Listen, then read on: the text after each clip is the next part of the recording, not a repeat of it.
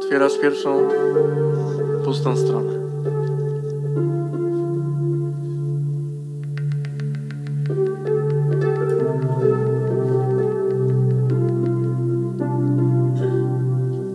Uświadamiasz sobie, że musisz zapisać coś, bo chcesz, bo zawsze chciałeś to powiedzieć.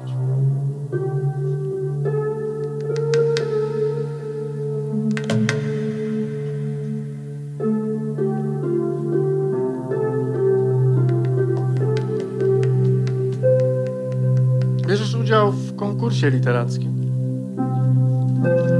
w którym można wygrać wakacje życia.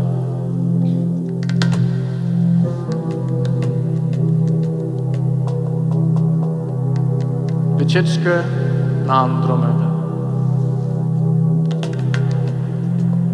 Albo przynajmniej na Korfę.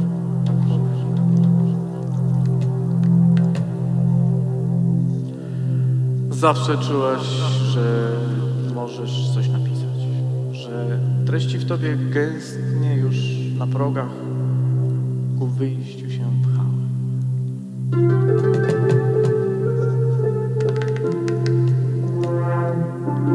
I już masz opuścić pióro, kiedy uświadamiasz sobie, że to będzie czytane i oceniane.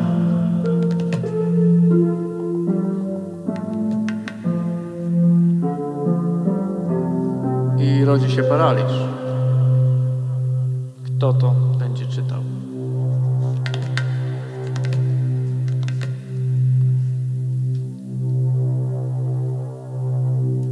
Wolisz odłożyć na dziś pisanie.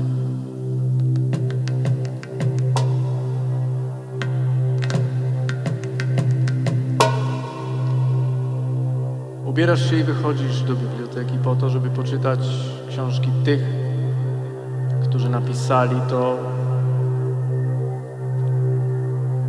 którzy napisali i uzyskali uznanie, którzy nie bali się mówić głośno, którzy nie bali się narazić, którzy nie każą papieru dyletanstwa.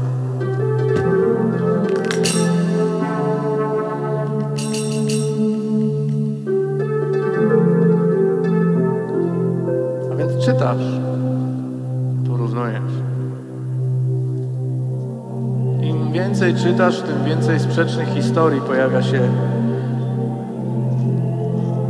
w jednej przestrzeni twojej czytelniczej uwagi.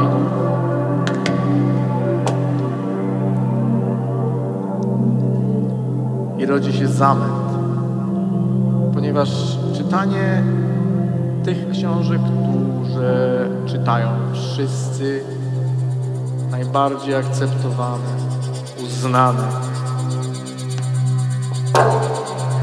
nie daje ci pewności, że ci uwierzą, kiedy napiszesz swoją.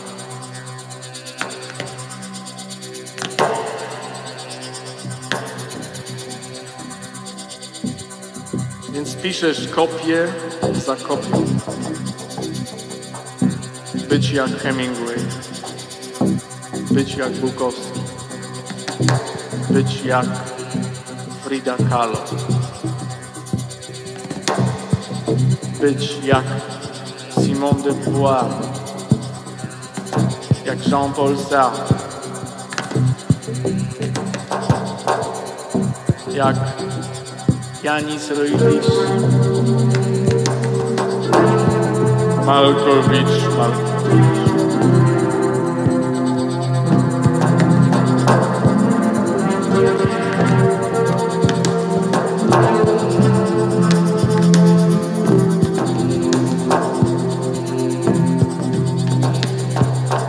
Zanosisz swoje wypociny do komisji.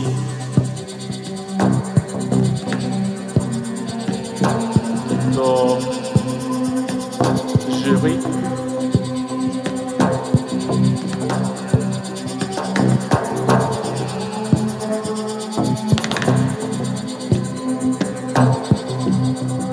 siedzi ich dwoje.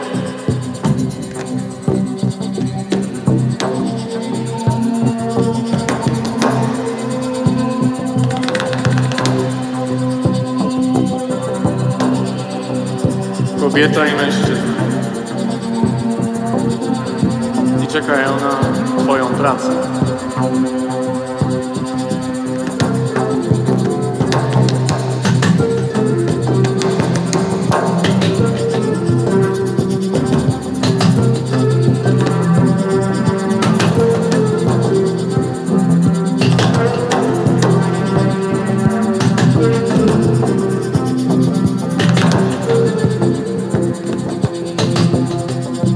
Drżącymi dłońmi 30 razy próbowałeś podać na stół efekt własnych badań nad literaturą porównawczą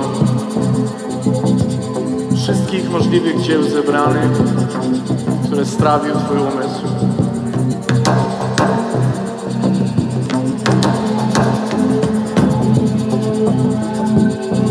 Za każdym razem nie mając grama pewności, że zajmie ich tę uwagę, nie mówiąc już o akceptacji.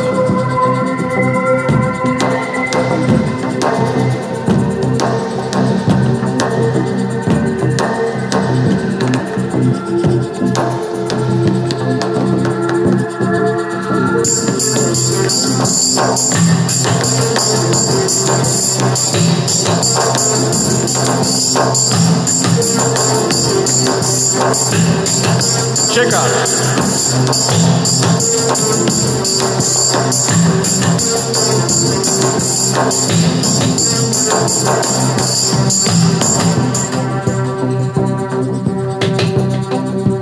Nie pamiętasz już, czy zostawiłeś coś na tym biurku? Czy zostawiłaś coś na tym biurku? I czy oni w ogóle to wzięli do ręki? Nawet nie chcesz o tym wiedzieć. Paraliżujący strach, nie wiadomo co jest gorsze. Ty już nigdy nie dostaniesz drugiej szansy, żeby wnieść swoją pracę do konkursu, czy też gorsze jest to, że oni ją rzeczywiście przeczytali i cały świat już dowie się o tym, jakim grafomanem jesteś.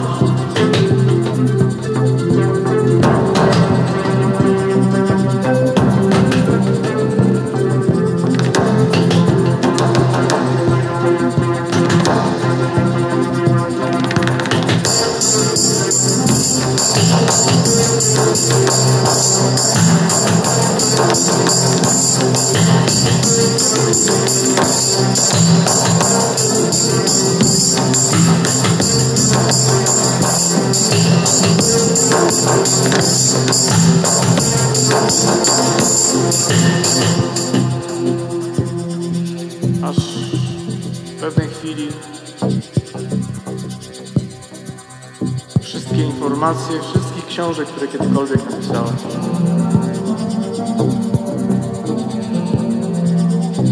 co?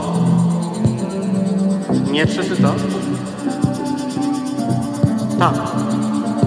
Wszystkich książek, jak kiedykolwiek napisałeś, schodzą się w dziełach tych, których tak krzywo i niezręcznie chciałeś cytować. I wracasz do domu, gdzie czeka brudnopis.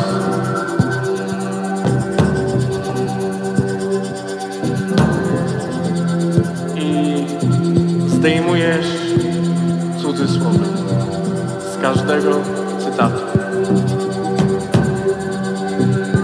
Od dzisiaj wszystko to jest twoim osobistym słowem.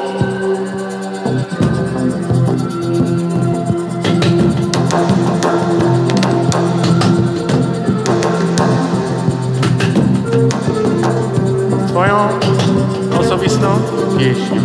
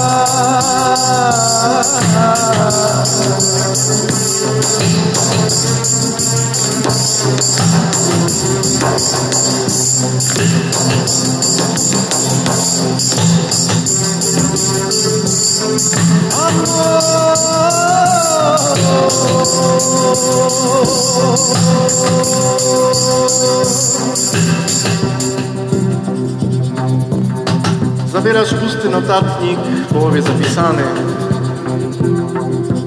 Pakujesz się i wyjeżdżasz. Nie wiesz, czy to będzie Andromeda czy Korfu, ale masz zamiar przeżyć tę wycieczkę za darmo, a nie w ramach nagrody za źle zacytowane cytaty. Siadasz nad brzegiem tego morza, które trafiło ci się zobaczyć, i piszesz pierwszy rozdział. Albo raczej obserwujesz, jak litery kładą się jedna po drugiej na kartce przed tobą, bez udziału twoich rąk.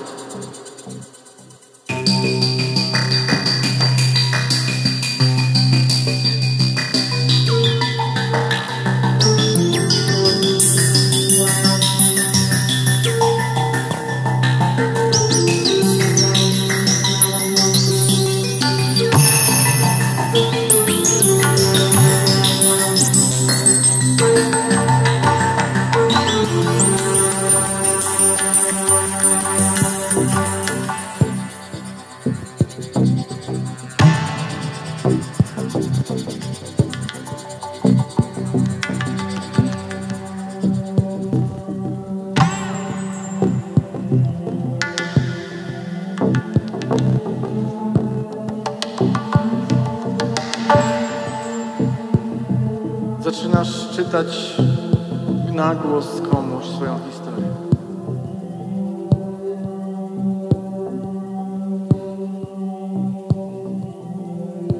W pełnym zaufaniu i wzruszeniu, że nie zdążysz czegoś głośno powiedzieć i nagle ktoś odpowiada z drugiej strony, że jemu się też to napisał.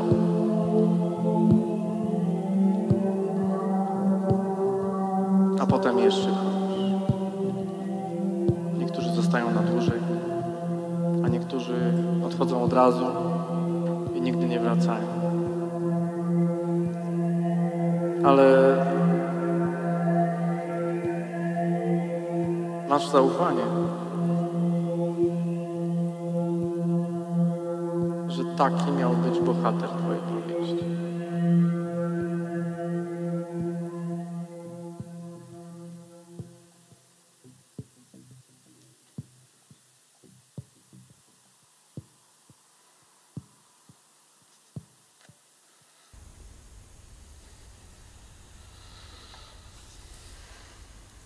Zapomniałem to kuczyć.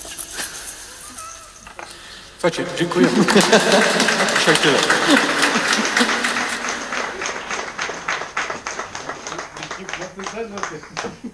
Dzisiaj wygląda, nie wiem, czy mi się coś udało zahipnotyzować, ale to nie o to chodzi, bo nie używam hipnozy scenicznej, tylko hipnozę tak zwaną terapeutyczną.